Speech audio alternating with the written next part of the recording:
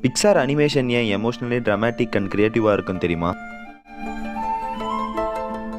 1986 star Wars creator George Lucas இந்த ஸ்டூடியோவை create பண்ணார். But later on Steve job தன்னோட சிஜேயை represented பண்ணுறதுக்காக இந்த ஸ்டூடியோவை வாங்கி அதுக்கு பிக்சார்னு நேமும் பண்ணார்.